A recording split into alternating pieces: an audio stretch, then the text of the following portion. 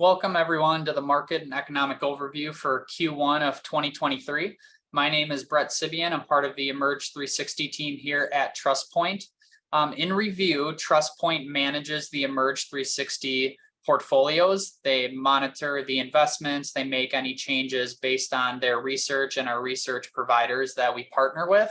So the presentation will be branded TrustPoint because they are the ones that provide the research and make the changes necessary based on kind of what we're seeing out in the markets. I'll try to do these updates every quarter just to review kind of how the stock and bond markets have performed over the previous 3 months, and also let you know of any changes that we have made to portfolios. We made quite a few changes over the last 12 months. All of them have led to us being more defensive within client portfolios due to different economic pressures that are present. I do want to bring up that the TrustPoint investment team is doing a webinar, market outlook webinar on Wednesday, April 19th at 11 a.m. They will cover kind of in more detail what they're researching, some of the things they're seeing out in the economy. What we're going to talk about today is just a very high level, how markets have performed the last 3 months, and then a couple changes that we have made so far in 2023. So here are the asset class returns for the equity markets, for the stock markets. Again, the start of 2023 has treated the stock and bond markets, pretty well on a relative basis. We've seen global stocks return positively 7.75%, but you can see over the 1-year number, global stocks are still down, right? So we've had the short-term rally, but over the last 12 months, we've still experienced negative returns.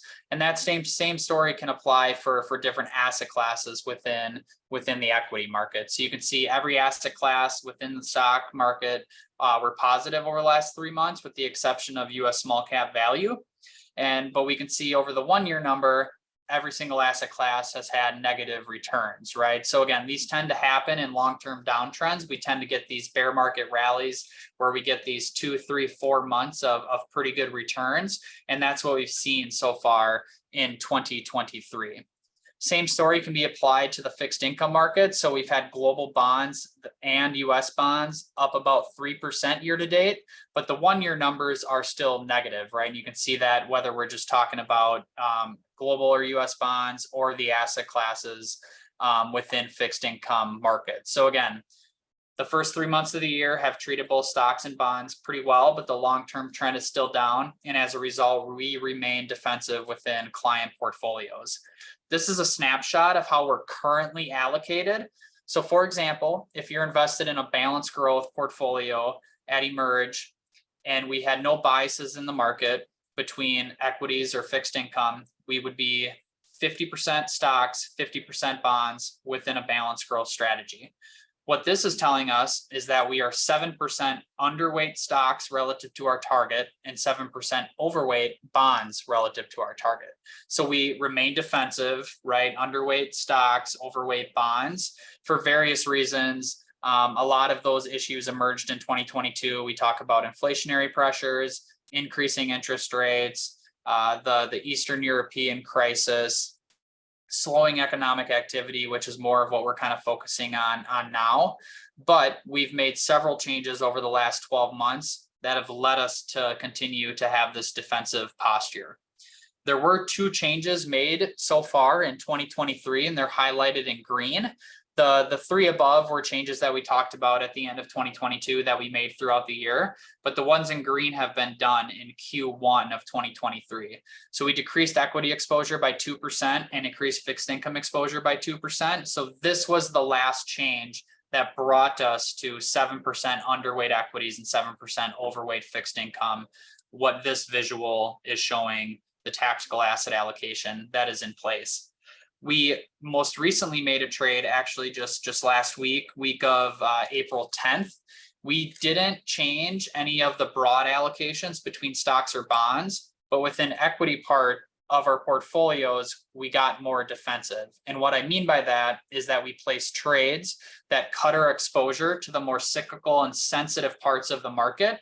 And these are areas of the market that tend to do worse in recessionary environments. bonds. And then we increased our allocation to defensive areas of the market that tended to better in recessionary environments. So again, we kept our stock to bond exposure, 7% underweight stocks, 7% overweight fixed income, but within the equity part of portfolios, we were able to get even a little bit more defensive with this trade. So again, in review and as a result, we remain defensive.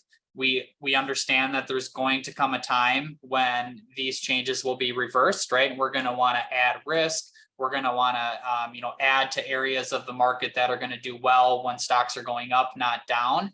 But as we stand today, we do remain defensive. We want to protect as much as we can on the downside due to the uncertainty that is out there in the economy with corporate earnings, inflationary pressures, et cetera. So that is all I have for you. Feel free to reach out with any questions. And again, if you want a little bit more in-depth analysis of what the TrustPoint investment team is doing and some of the work that they're looking at, please join us for that webinar on April 19th at 11 a.m. Otherwise, that is the update for Q1 of 2023. We'll see you in mid-July for the Q2 update. And again, please reach out with any questions. Thanks everyone for your patience and your long-term investing mindset, and appreciate your guys' partnership with us. Thank you.